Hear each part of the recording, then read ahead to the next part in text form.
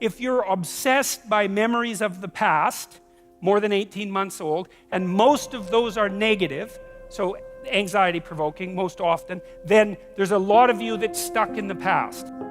And what that means is you didn't map the territory well enough, and the parts of your brain that are alarm systems, anxiety systems, are saying, no, there's holes in the way you're looking at the world. There's holes in the way that you're looking in the world. And you fell in them once, and you don't know where they are, and you don't know how to fill them, and you don't know how to walk around them, and so you can't forget them, you can't forget them, you can't forget them, you can't forget them. So you have recurring nightmares, for example, are a good example of that sort of thing happening. But in any case, if you have memories like that, you remember them, they make you feel anxious and negative, you're stuck back there. Your body is still reacting as if there's an emergency that could happen again that you haven't fixed. And it doesn't matter if it was your fault, that's irrelevant, because the alarm system doesn't care. Like when your smoke detector goes off, it isn't relevant whether it was your fault. The smoke detector just says, house is on fire, and that's a bad thing. And your anxiety systems are like that. If they're tagging old memories with anxiety, then you have to do something about it, or you will be tortured by those memories forever, because that's how the alarm system works. And so maybe you need to go back there and clean things up. You got to figure out, okay, well, how did this happen? What sort of role did I play? Even if it's a minor role, that doesn't matter, because the point is that you don't want to be put in the same vulnerable position again. So anything you can do to strengthen yourself is good. You know, and often if it's a really old memory, like maybe you were a child, you're not a child now, so you probably have a variety of techniques at hand that you could use to deal with a situation like that if it came up now. And so you have to update that part of your brain that still thinks you're 4. And lots of people have parts of them that are still stuck in some traumatic childhood experience. And they don't, I had a friend like that who had a terrible childhood. And I mean really, I've had clients with terrible childhoods, and his was like top of the lobster hierarchy in terms of terrible childhoods. And whenever he had a dream about it, which was very often, he was 5 in his dream. He's 58. You know, he's not 5, but hadn't been updated. And so he was still 5 in his dreams. It was a complete bloody nightmares for him, complete with all sorts of terrible physiological symptoms, really hurting his life. He couldn't get himself updated. And he's much older in his dreams now, by the way. He's up to about 45. So that's which is way better than 5, you know, because you can't fight back when you're 5. But you can fight back when you're 45, especially if you have some experience at your disposal. So anyways, you need to know where you are. So let's say where you are is, well, you're on this stage, and you're on this side of the stage, and you decide that you're going to go over to that side of the stage, just to show that you can. And you're making the decision, the same decision that, you know, the famous chicken who is going to cross the road. Why does the chicken cross the road? Well, if it's a sensible chicken, it's because it assumes that there's something better on the other side of the road. It's like, or maybe it's random curiosity, but then it just gets picked off by a dingo or a coyote, so that's not so good. The other side of the road is better, so away the chicken goes. So that's what you're doing. You're going somewhere slightly better. And so that's good. Technically, it's good, because the way that your positive emotion systems work, they run on a neurochemical called dopamine, which, by the way, is the neurochemical system that drugs like cocaine and methamphetamine and alcohol for some people and opiates affect dramatically and make people feel far better than they should, which is part of their danger.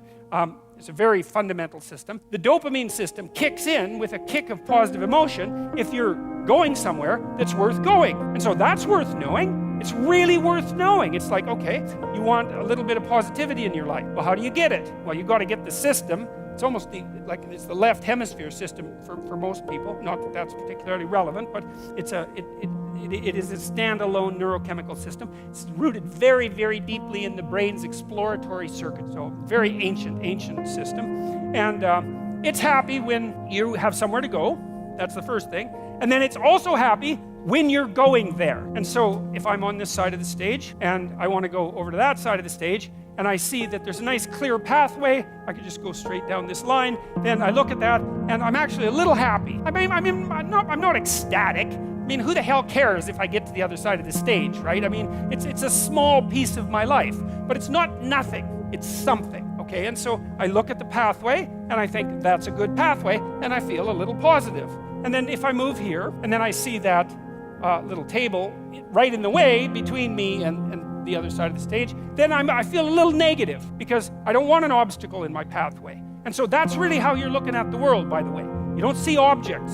not the right way to think about it. We don't see objects and then think about them, and then evaluate them, and then decide how to act on them. Or if we do it rarely and slowly and with a lot of thought. What we see instead are pathways with tools that will move us forward, or obstacles, right? And there's no obstacles here, and there's a nice flat road, and so great. Positive emotion. This is a task I can undertake. The sailing is clear. It's a good day. And then I'm here, and it's like, yeah, well, that's a little annoying. I get a little pang of disappointment, let's say, anxiety. Can I make it around that obstacle?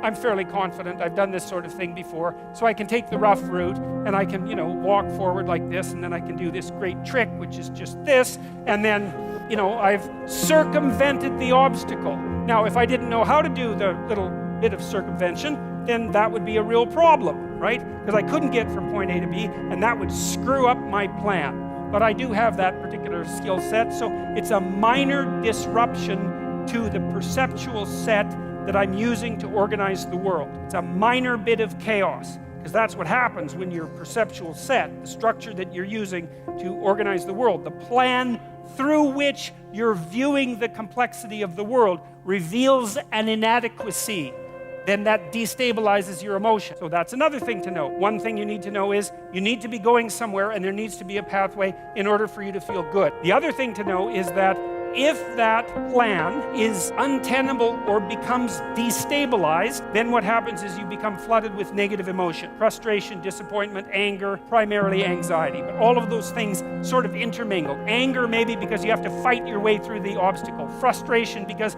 maybe you have to make a new plan. Disappointment because you put a bunch of work into the damn plan and it didn't work out. Anxiety because now there's too many choices in front of you. And so people don't like to have their plans disrupted. They don't like to have their plans disrupted. And the reason for that is that their plans are directly associated with their emotional perception of the world. And that's a good thing to know too. That's why, what it is you've decided that you're going to go to like a Korean restaurant for dinner, and that's fine, and it turns out that you can't, and maybe you have to go to a Greek restaurant, and it's like, who cares, right? Unless you hate Greek restaurants. Korean restaurant, that's pretty good. Greek restaurant, that's pretty good. You're still going to be annoyed that your plans changed. Well, why? Well, because it's annoying to have your plans changed. It disrupts the structure that you use to stabilize your perceptions of the world. And it throws you momentarily into a state of chaos. Not much. Now, how much chaos? This is interesting. We don't know. Like, let's say you wake up one morning and you have an ache in your side. Like, well, you don't have an ache in your side. What does it mean that you have an ache in your side? Well, you don't know. Like, maybe it means you pulled a muscle, and like, who the hell cares? Maybe it means you have cancer, and like, you're going to be dead in 6 months. The whole range of possibility is there, and some people will assume one thing, it's like, that's nothing, and some people will assume the other, and all of them will be right sometime. And so the question is, how do you calibrate something like that? And the answer is, well, we tend to guess at it. We guess at it temperamentally. So one way we guess at it is we have our set points for negative emotion. So it's neuroticism trait. Some people will be a lot more nervous about a small level anomaly than others. And maybe they'll go to the hospital first and they won't die. Or maybe they'll be freaking out all the time and they'll be a hypochondriac, right? So there's pros and cons about being nervous like that. Other person's very emotionally stable. They don't worry about much. They think, it's nothing. And then, by the time they get to the hospital, it's too late. Hey, that's how the dice roll. That's one way that you guess. It's determined in large part genetically. Not completely, but in large part. Another part is your position in the hierarchy. So the issue is, how safe are you in life? And the answer is, who knows? But one of the way you guess is, well, are you good at things? Because if you're good at things and a problem comes up, you can probably solve it.